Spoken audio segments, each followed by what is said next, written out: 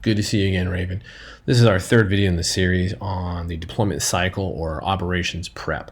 In this one, we're going to cover a couple more pieces of the F3 AAD, F3 ad, if you want to really get down to it. We covered find in the last video. In this one, we'll start off with fix. Now, fix is really simple. This is once the players have their intelligence, they know what the 5 primary points of interest are. They really need to start using, that's a discussion point of like, hey, let's use this intelligence. What do we want to do? Where do we want to go? We know we have to insert.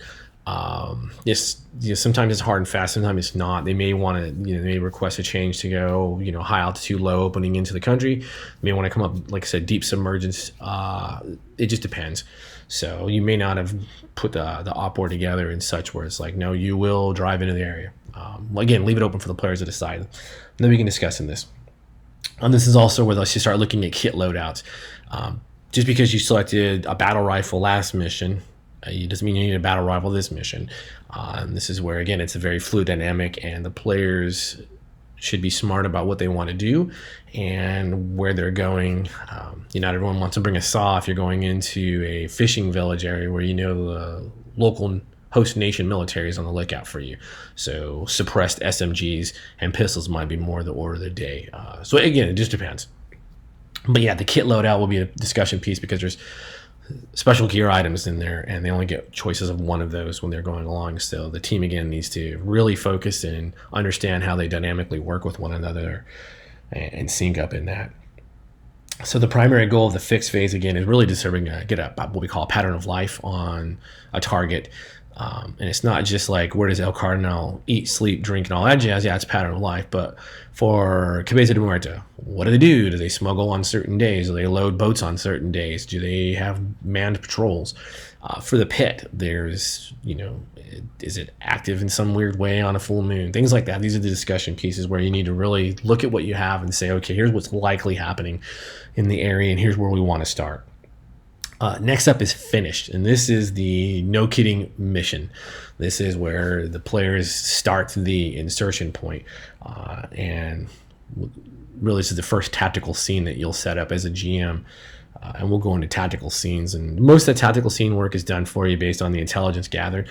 There's a few things you'll just want to keep making notes of, like cover, hazards. Those are the big ones, and some, if you're putting them into like a certain area, they're doing if they're doing an open ocean swim for a couple of miles and coming up onto a pier area, okay, note cover, time of day, any hazards, right? The water, the chill, heat if it is, light, no light. They're going to have their night vision anyway, more than likely, unless they've lost it in some way, shape, or form. But on top of anything else that you can really put down and be like, hey, this is important to what is happening in the region. And some, if there's anything else, like here's the most likely skills. I try to think of that, like, okay, well, they're probably going to use notice to figure out what's going on in the area. If you've got a forward controller with a UAV access to the micro drone, they'll probably put the micro drone up. So get ready for that, piloting roles for the drones. But notice is always a big one. Stealth is always a big one if they're going to try to get around a point they've come into. Sneak into a place, things like that. Conduct thievery, hacking if they want to, they want to start looking at local computer networks to see if there's any activity, or electronics that they want to start. Hey, well, as we get closer to this point, or when we're coming in this point, we want to shut down some of the signals that are coming out. I want to start locking down certain signals if they have cell phone activity or radio activity. That's it for the finish phase. Next, once they get through the finish phase, that's the adventure. They accomplish the tasks on their mission. They've gone through primary tasking, secondary tasking, and they're going to exfil from the area. Assuming on this one, they're going to get out. The next thing they exploit. And this is the what we call the occult site exploitation. This is where Raven really pays the bills. Yeah, they're paid to do weird stuff, but their weird stuff always revolves around the occult. But this is where any intelligence they've gathered on the ground or things they've learned on the ground, which is intelligence is intelligence, they really start putting together, and they have to start looking at, okay, here's what we learned and how does this work out? Okay, well, here's what we know, here's what we don't know. Again, it can be as dynamic as the players want, but it helps you build the campaign out too. I mean, you're not just going to stay in one area, and we'll get into that when we get to the analyze section. which is next on Analyze. So this is another quick encounter. And it uses any kind of intelligence it wants. And again, this is just taking the players are going through what they've learned on the ground. They're talking about it. There's a piece after exploit that is a side interlude that we'll talk about. But with the analyze phase is they're going to run a quick encounter, and they are going to do one quick encounter. And they need to decide what they want to do and who's going to make the roll and who's providing support. And it's going to be just like any other piece of intelligence. Sort of, but we're going to use research or occult are the two big ones to what do we learn and where does any of this point. And this is where you can start saying, okay, well, we had activity here, but this cryptid we fought is normally only found in this part of the world. What is it doing here? And that helps you build out and helps you start planning and plotting. See what gets the players interested.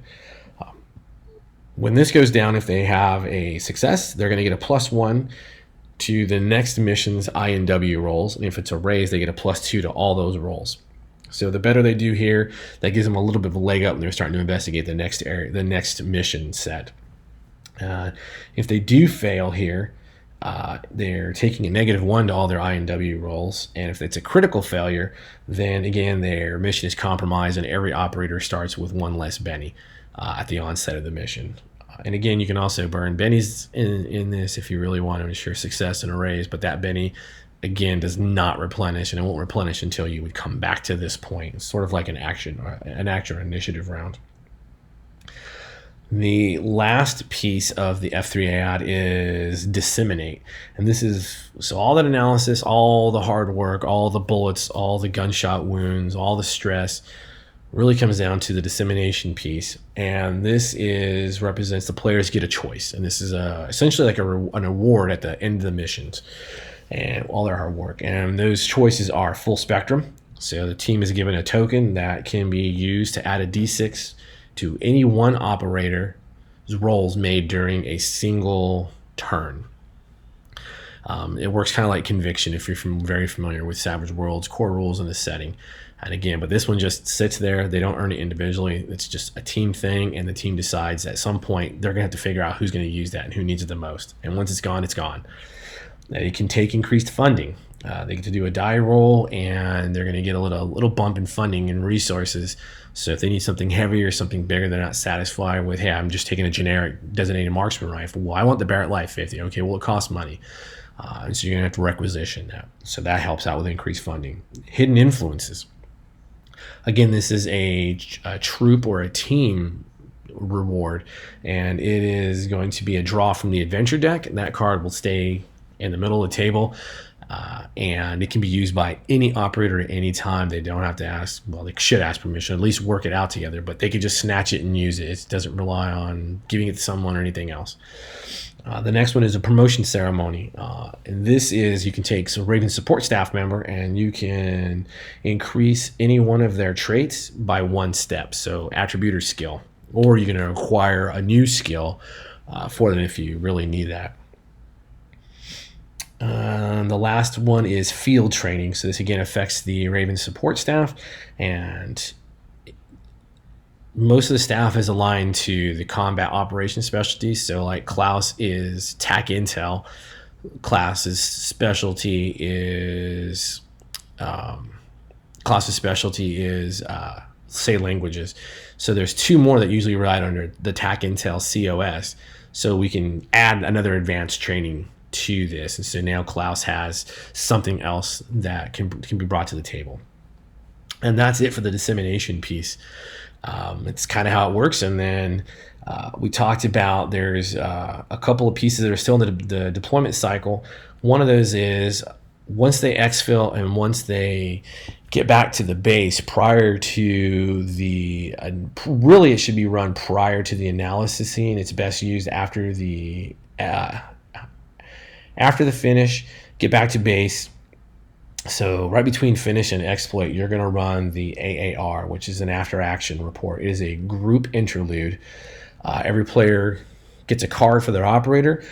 And you really just start with the operator to your left or your right. It really doesn't matter as long as they all go. And you say, hey, let's talk about the mission. And then when they flip the cards over, the suit will kind of help guide them along. It's like Enter the Interlude. We've put some leading questions in the book. So like if you start with Zekia and she got thrown out a diamond, some of the leading questions are: what gear or piece of kit was most valuable? Any mission tasking you did not consider vital? What do you consider the most valuable gain from the mission? And what was the most shocking boon during the mission? Things like that, right? So you follow the kind of interlude. Those are just sample questions, but we do have them in the book for you. And you go around, everyone gets to have their say. At the end of it, every operator rolls a D10.